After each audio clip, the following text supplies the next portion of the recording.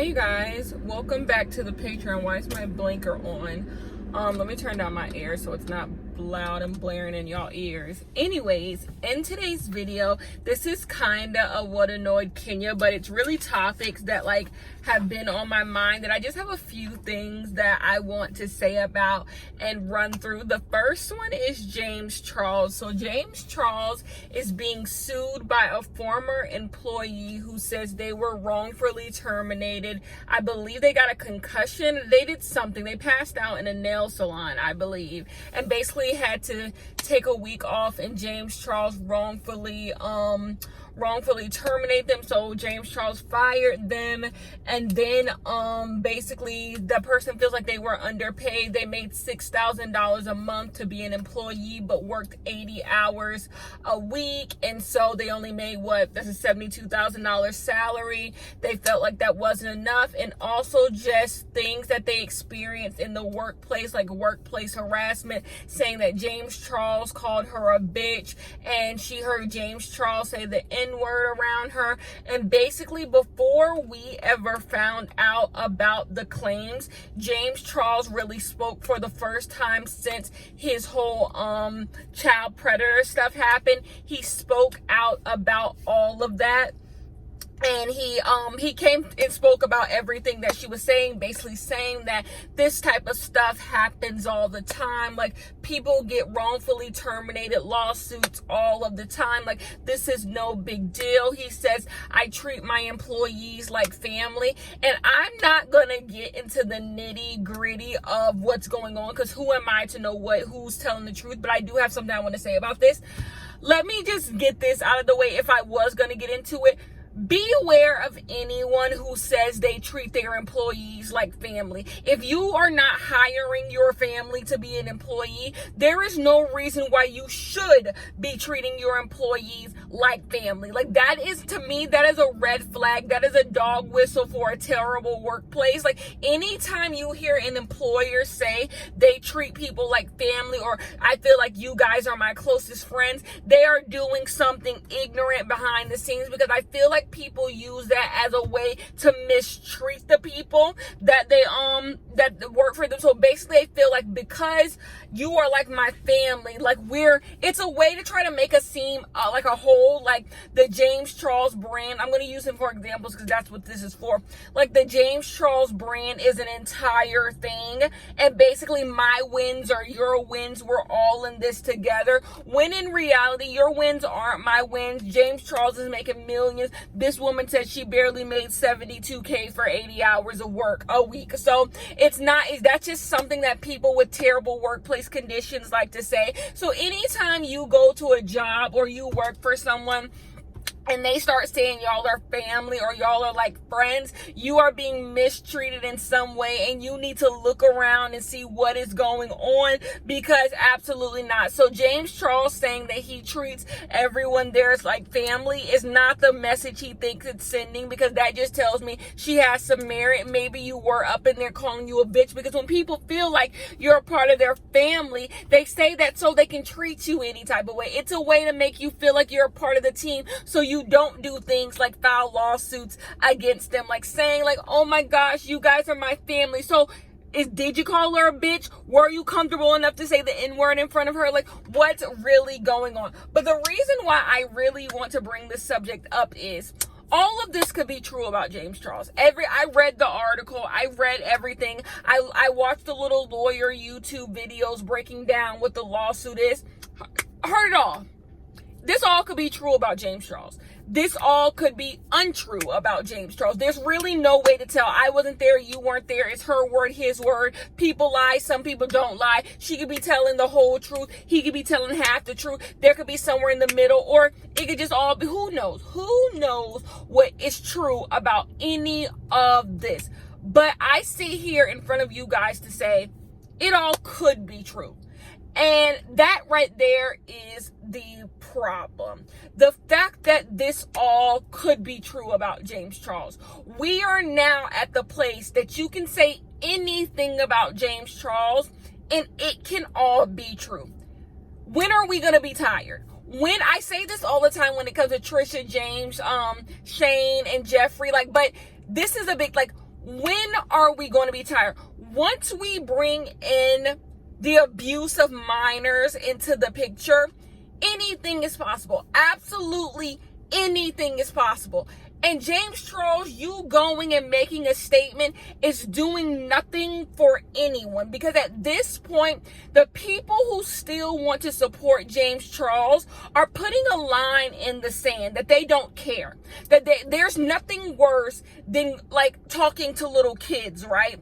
Therefore, you are putting a line in the sand that you don't care what James Charles does. You are always going to find a reason to sympathize and empathize with James Charles. Like, oh, these kids were lying to James Charles at his big age. Oh, James Charles didn't know that they were kids. Like, you're always going to find an excuse for James Charles. The businesses that still want to work with James Charles are going to put money above everything, right? So they're always going to do that. They're going to always try to give the people who want to give James Charles another chance are always going to be the people who believe white people, especially young white people, deserve multiple chances to mess up and be better. But I read an article about all this, and they listed all the things that James Charles has been accused of, James Charles has admitted, and it was over about 14 things. It was about 14 things they listed that James Charles has been in since we met him in 2016, 2017. We have only known you for 5 years, and there are 14 terrible things you have been accused of. This is not one thing. This is not another thing. There are quite literally 14 terrible things that you have been accused of, and you're still able to have some type of platform, because some people genuinely do not care. And that is my problem. What more do y'all need to see from James Charles? There's nothing more to see. The people who don't care are not going to care. Anybody else after that? So yeah, every time that James Charles is in something, it leads to the same exact conclusion. To me, James Charles has done the absolute worst. Like, the fact that everything that this woman says in this lawsuit could be true tells you where we're at with James Charles, that he is at the very bottom. He has nothing. Like, there's nothing that this man can say to be better. Therefore, we have to move on. We have to move on and throw James Charles away. We have to throw James Charles away and move on with our lives. Like, that's what I'm sitting here. I'm like, you care about a lawsuit? Like, not saying that this woman doesn't deserve her justice in whatever she's suing James Charles for, if these things are true, which I believe 100% these things could be true. It's just a simple fact that the idea that James Charles is making a statement to pacify people or to help people, James Charles is laying low because he's hoping this blows over. He's hoping that all of it, James Charles and his team is plotting a return because they know that none of this matters. None of any of this matters at all. It does not matter at all. You can do whatever you want on the, like, and none of it matters. Like, he's done the absolute worst. So my thing with all this is why does it keep mattering? Like, some people in like the drama community, and it's because instead of caring about actual people getting hurt, all they care about is drama. But they sit up there and they care so deep. Like, they hang on every single word that everyone says. And they, oh my gosh, this person is saying this stuff about James Charles. I'm like, if you actually cared about people being hurt, you would not give this much attention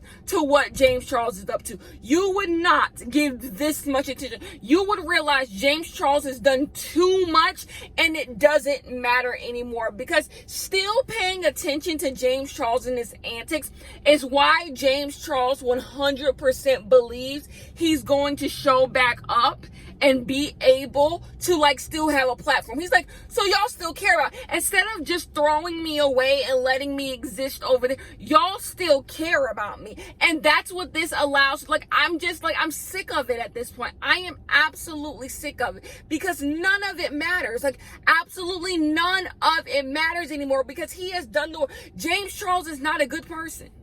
That's really where it ends and begins. Like, James Charles is just not a good person, so why doesn't matter?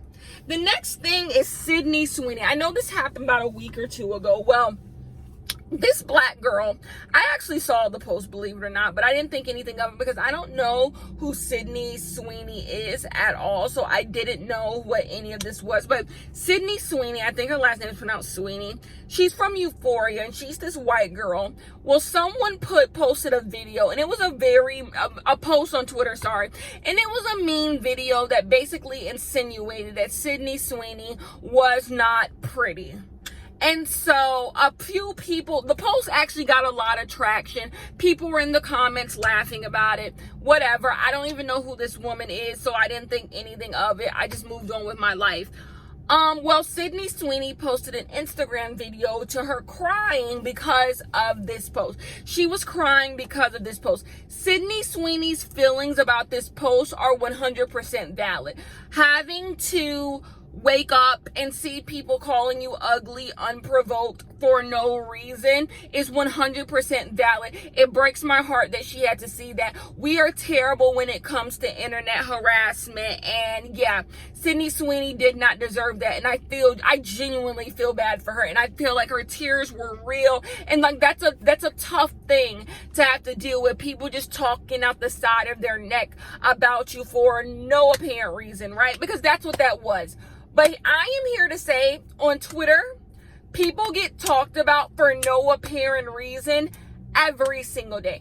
If you are on Twitter constantly and you constantly use your Twitter platform like to talk about current events or whatever, you at one point have been a part of a dogpiling, of a dragging, of a shading, of making fun of someone's talent, looks, something you've aided in someone feeling bad. That is what I'm going to say. You have aided in someone feeling bad. That is the culture of Twitter. And I actually have a video coming out relatively soon about how Twitter is an interesting place because of that. Because you kind of go there to be a bad person. Like, Twitter is low-key this lawless place where you go there to push the limits on being a bad person. Like, now that I've seen it with my eyes, I can't unsee it. Like, some people will literally like take people's icon photos, Photoshop them like in reference that their face looks like a object or something. And it's like,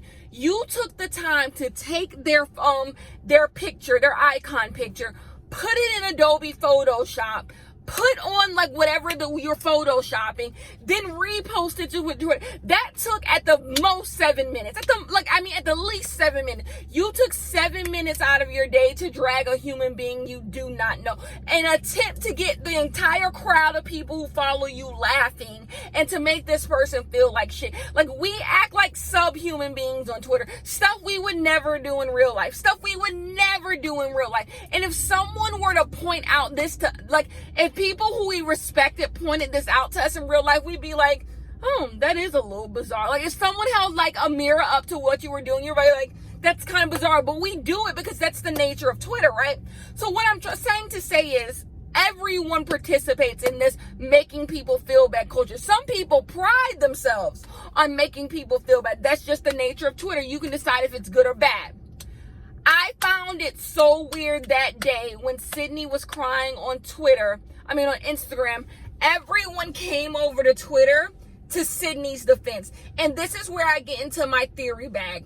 Sydney Sweeney has pretty privilege. I hate the word pretty privilege because people throw around that word and they have nothing of the sort. So I can believe you are a very beautiful person, and that doesn't mean you have pretty privilege. Pretty privilege is white supremacy, quite honestly. It just boils down to white supremacy. And a part of having that pretty privilege is your feelings are more valid than everyone else's feelings, right? Everyone else's feelings don't matter. We can dogpile all the people we hate on Twitter, right? Who we just think are ugly human beings. But the pretty people of the world, notice how I say this, and I will say it all the time. Notice, you know, when Twitter posts people who've been abducted or kidnapped, notice when a girl is attractive, or you know they fit into the conventions of what would be considered like an attractive human being. Those are the ones who get the most retweets. It's the truth. Once you see it, you can't unsee it. Like,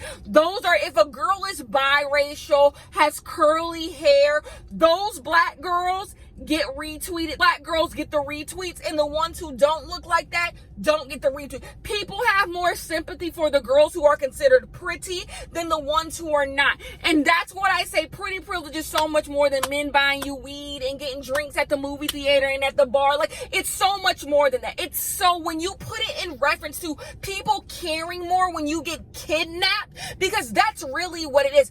People don't believe pretty people because it's white supremacy, because it's a byproduct of white supremacy. People don't believe white people should fail. So therefore, pretty privilege being a byproduct of white supremacy, people feel like pretty people should not fail. They should not feel bad about themselves. They should not all of this. But the people who don't benefit from that pretty privilege, who don't fit into these white supremacist measures of what is beautiful, get dust. They get dust. And we know pretty privilege is more than just being beautiful, because we see beautiful black girls every single day, beautiful dark-skinned girls every single day, beautiful, that we all know are beautiful, don't get this same, they don't get this same sympathy. They don't get, but you know they're pretty, right? Because pretty privilege is so much more than just being pretty. It's so much more than just being pretty to your eyes. It has everything to do with, do you pass the marks on these white supremacists? Do you pass the colorism test? Do you pass the ableism test,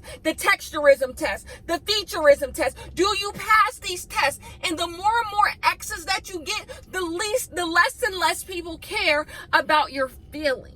And that's why when I see black girls, it doesn't matter how light you are, when I see black girls participating in this, I have pretty privilege. I'm like, you got it till you don't. Like, I'm like, okay, you may have more pretty privilege than me, a dark-skinned girl, because you're light-skinned, but the minute you run into an ambiguous girl, your pretty privilege runs out. Like, you no longer have, like, so why play into a system that's eventually going to boink you on the head?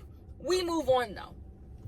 So anyways, everyone came out, and all of a sudden, the meanest people I've ever seen on Twitter making posts about, y'all so mean on Twitter, y'all so hateful, y'all so this. And then the worst one I saw is when people say, y'all just mad that Sydney Sweeney is beautiful, and why would y'all call Sydney Sweeney ugly? Y'all so miserable. Y'all just mad because she's pretty, da-da-da-da-da. And I'm like, y'all think y'all are being freedom fighters, and y'all think y'all are like being these revolutionaries, and you're nothing of the sort. Coming to the defense of pretty people about being called ugly is not the aha moment. This has nothing to do with Sydney. Like, it has everything to do with y'all just having no like beliefs or morals or any, like, nothing. Y'all don't believe in nothing. Like, Sydney's beautiful. Sydney's a pretty girl. Sydney knows she's a pretty girl. Like, right?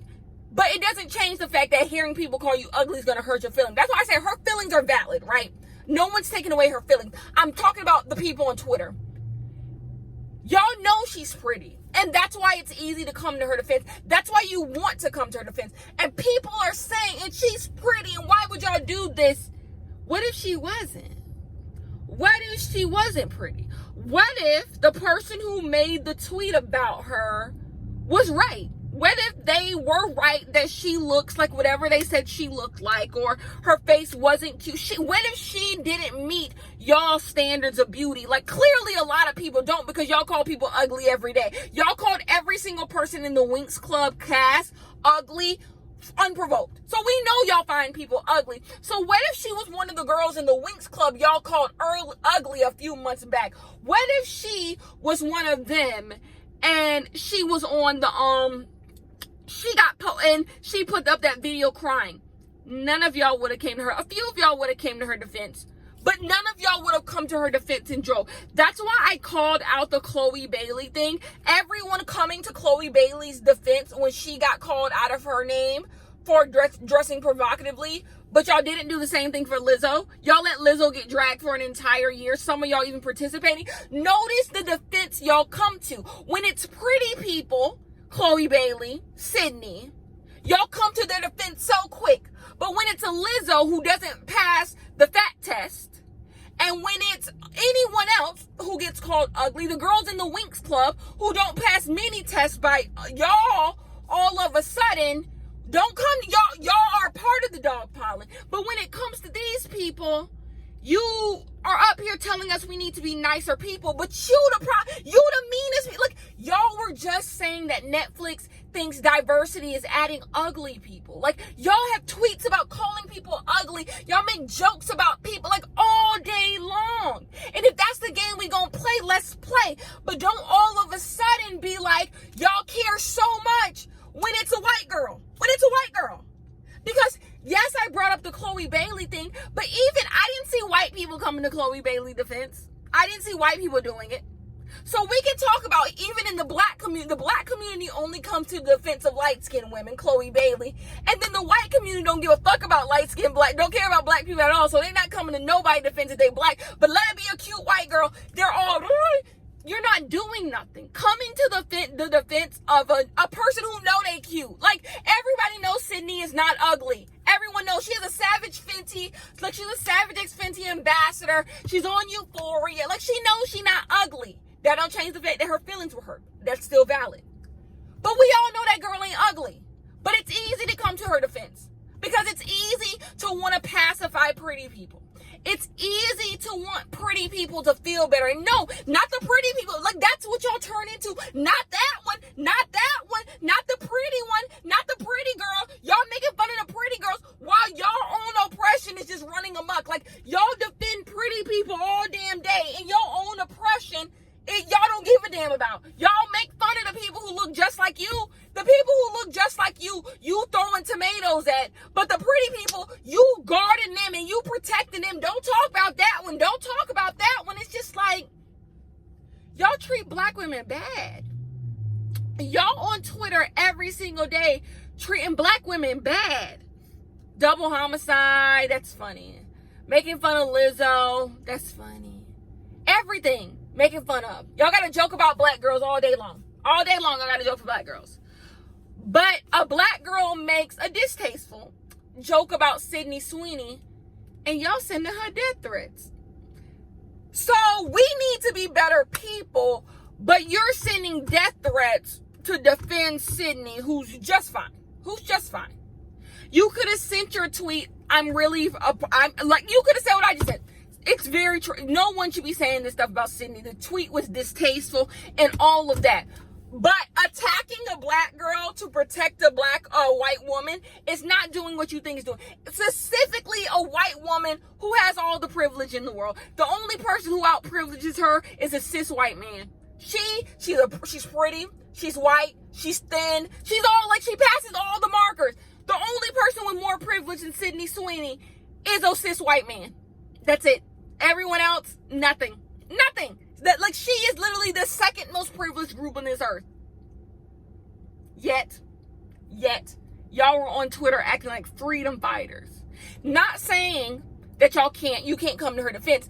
But if you walk it, then, if you talk it, if you walk it, then you can talk it. If you're online throwing tomatoes every single day, shut up. Spare me, right? You don't care. You just can't believe because it's up here, right? It's up here. The brainwashing has already happened. You already believe pretty people who have pretty privilege deserve to thrive. So when they don't, you're like, what's going on? What's going on? Because it's in you. It's the people who come to the defense of light-skinned people when someone brings up colorism. It's that, like, what? You're coming for them? You can't come for them. No, they're the good ones. Like, it's that. So that's what I wanted to bring up about Sydney Sweeney. Y'all not slick. The next thing I want to discuss is Joe Budden. So Joe Budden's entire podcast just imploded. I'm not very familiar per se with everything going on with Joe Budden. Here's the thing. this is what I want to say. I don't even want to get into the entire thing of, I don't even want to get into the entire thing about Joe Budden and like his podcast and not paying people money. I do know what's going on. And Joe Budden is just, he's a narcissist. Joe Budden is a grade A, like, misogynist. Like, if you don't know who Joe Budden is a rapper turned podcaster. Joe Budden was in the early wave of like the misogynistic podcast that came to be. Like, they're like, now people are getting on the bandwagon, but he was one of the first who, him, Taxstone, the Brilliant Idiots, those, to which is Charlemagne and Andrew Schultz, though that wave, the Taxstone wave, that wave, right? He came along in that wave. He's just a misogynist. What's the word to describe Joe Budden? Joe Budden, I was going to say charismatic, but that damn sure ain't the word. He's an entertaining misogynist, because most of the time, 9 times out of 10, the misogynists usually are misogynists, and they also are boring, can't put a sentence together. They have nothing about them that's like, will get anyone to care about what they're saying. But you have people like Joe Budden and a Charlemagne and a Taxstone who's in jail. People like that who can be misogynist, but they're also able to cultivate an audience. Kevin Samuels, I've never watched a single Kevin Samuels video. I was gonna put on this, y'all give Kevin Samuels way too much promo. I'll be reading random blogs, anything, and someone will bring up Kevin Samuels. I'm like, y'all give this man so much free promo. Like, for everyone to, no one wants to admit they're a Kevin Samuels fan, yet y'all give that man so much free promo. Like, somebody watching, because everybody know what he's saying. I've never watched a Kevin Samuels video in my life. Anyways, Joe Budden, so that's what Joe Budden is. Joe Budden is a misogynist who also happens to be entertaining, right? Which is very rare. Joe Budden has been able to capture an entire audience, and you don't do that without being somewhat entertaining. Well, it just came out that Joe Budden has this thing called the Joe Budden Network. After they left Spotify, they came back. Look at me doing my research. After they left Spotify, they didn't want to take the Spotify deal because reasons. I could get into it, but reasons.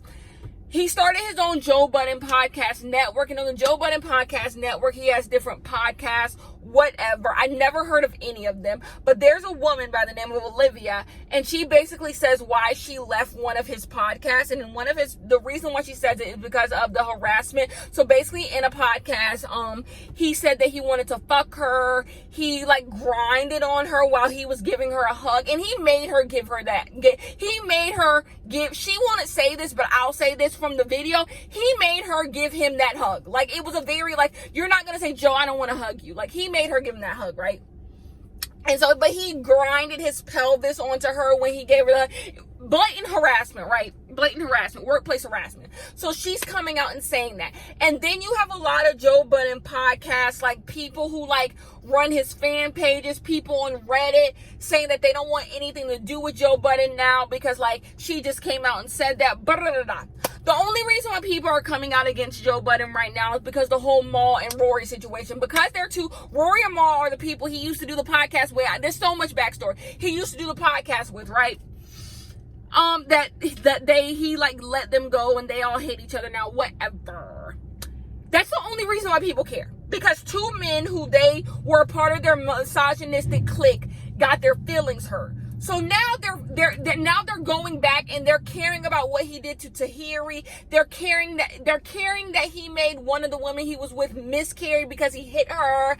They're caring now that he sexually assaulted Olivia. They care now. And y'all gonna have to fucking miss me. You're going to have to fucking miss me. Olivia, I feel very bad for you, Olivia. And this is not a read towards you. We can discuss how you should have never been working with Joe Budden to begin with, because if you're on a podcast that like is supposed to like help women, you have to run back with. But she said she didn't know about that, and like It's not about her. I'm not about to drag a dark-skinned woman behind Joe Budden. It's never going to happen. Go someplace else for that. I'm not about to drag Olivia. What I am going to do is say, fuck all of you who sat there and supported Joe Budden. Are you fucking kidding me? All you people who are signed to his Patreon, fuck that. Fuck all of you. Like, fuck all. Like, y'all knew what this man was up to. Y'all knew what this man was up to.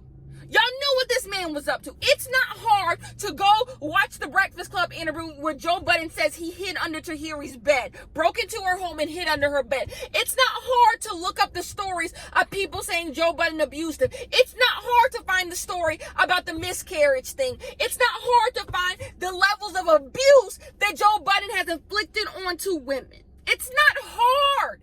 It's not hard. And here's the thing. You can say, well, I thought Joe Budden changed. Why did none of you who got into bed with Joe Budden or the people who are fans of Joe Budden ever say that y'all thought Joe Budden changed?